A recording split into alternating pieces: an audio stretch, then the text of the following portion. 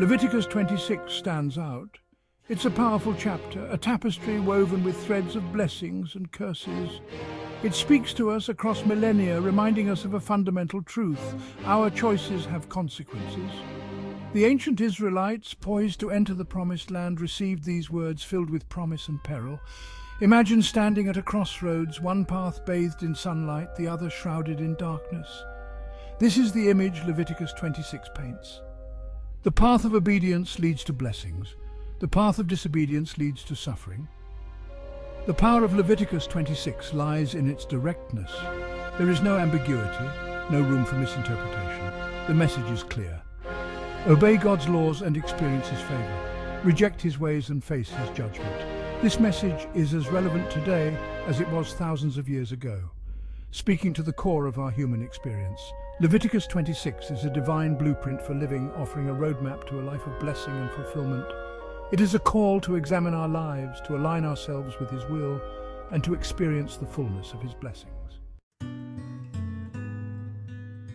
The heart of Leviticus 26 lies in the concept of covenant, a sacred agreement between God and His people.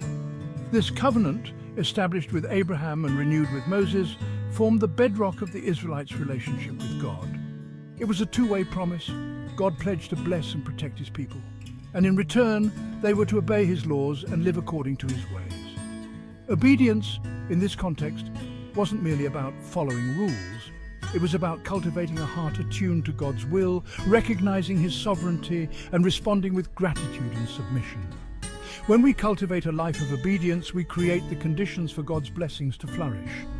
These blessings were not merely material, they represented a state of wholeness and well-being, reflecting God's desire for His people to thrive.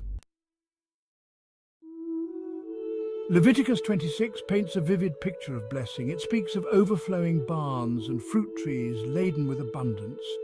It promises peace in the land and victory over enemies. However, these blessings are not mere material prosperity.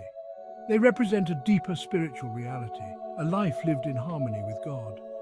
Imagine a land where the rains fall in their season, where crops flourish and the people prosper.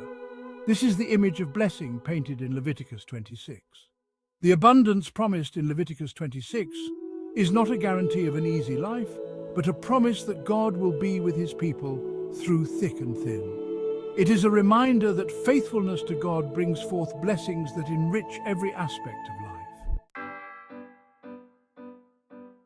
The Promised Land, flowing with milk and honey, served as a powerful symbol. It represented the tangible manifestation of God's blessings, a land of abundance where the Israelites could experience the fullness of God's provision.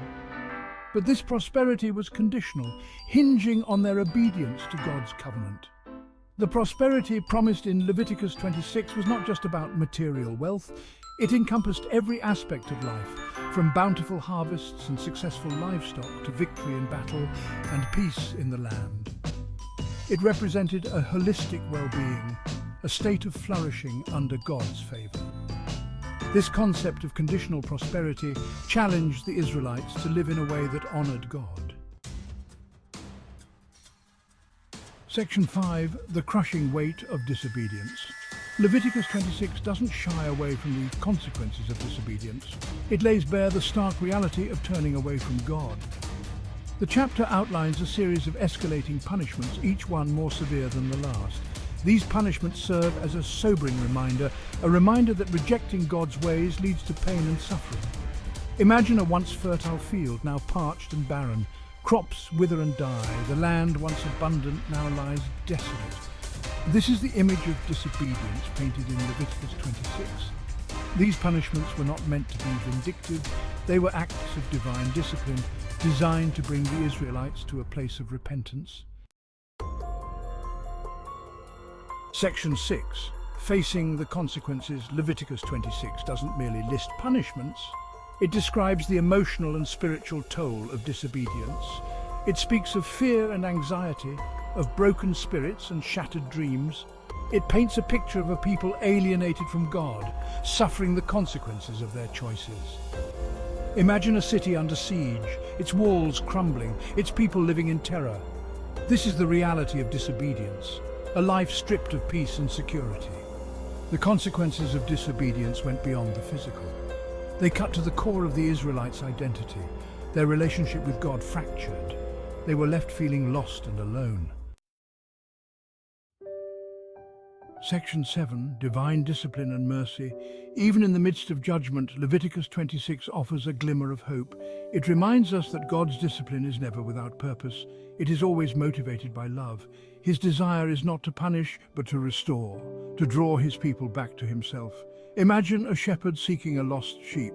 He searches tirelessly until he finds it. Gently, he lifts it to safety. This is the heart of God. He disciplines those he loves. But his discipline is always tempered with mercy. Leviticus 26 reminds us that God's discipline is never the final word. Thousands of years have passed since the words of Leviticus 26 were first spoken, yet they retain a startling relevance. The themes of obedience, blessing, disobedience, and punishment resonate deeply with the human experience. They transcend time and culture, speaking to the core of our being. Imagine a compass, its needle always pointing north. Leviticus 26 serves as a moral compass, guiding us towards righteousness, warning us of the pitfalls of sin. The world today may seem vastly different from the ancient world of the Israelites, but the fundamental truths of Leviticus 26 remain unchanged. We still reap what we sow, our choices still have consequences. Obedience to God's principles still leads to blessing. How can we apply the teachings of Leviticus 26 to our modern lives? How can these ancient words speak to the complexities of the 21st century? The answer lies in recognizing the timeless principles embedded within this chapter. Principles that transcend cultural and historical boundaries. Imagine a bridge connecting two distant shores. Leviticus 26 serves as this bridge, connecting the ancient world with the modern world. Its message of obedience and blessing, disobedience and consequence, resonates with the human experience, regardless of time or place. The principle of sowing and reaping, for instance, remains as relevant today as it was in ancient Israel.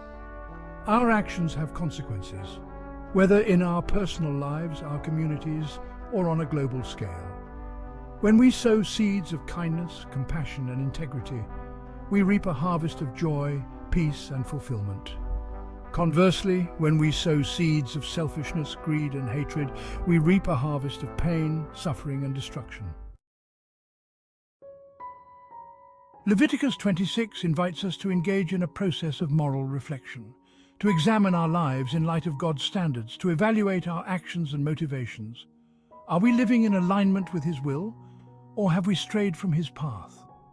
This process of self-examination can be uncomfortable, but it is essential for spiritual growth. Imagine a mirror reflecting our true image. Leviticus 26 serves as a moral mirror. It forces us to confront our flaws, to acknowledge our shortcomings, to recognize the areas where we have fallen short of God's glory. This self-reflection can be painful, but it is the first step towards transformation. The blessings and curses outlined in Leviticus 26 are not merely rewards and punishments. They are the natural consequences of our choices. Leviticus 26 presents a stark choice, a choice between faith and fear, obedience and disobedience, blessing and curse. The decision is ours. Will we trust in God's promises and walk in obedience, or will we succumb to fear and doubt, choosing our own way over His? Imagine standing at a crossroads, one path leading to life, the other to destruction. Leviticus 26 presents us with a similar choice. Will we choose the path of faith, trusting in God's guidance and provision, or will we succumb to fear, allowing doubt and uncertainty to dictate our course? Choosing faith over fear requires courage. It demands that we surrender our will to God's. Despite its warnings, Leviticus 26 ultimately offers a message of hope. It reminds us that God is faithful, even when we are not.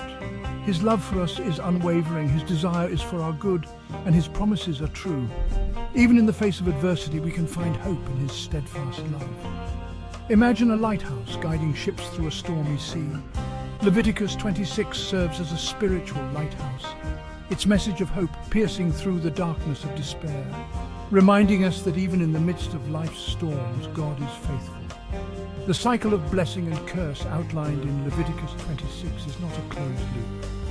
Even when the Israelites faced the consequences of their disobedience, God did not abandon them. He remained faithful to his covenant, offering them hope for restoration.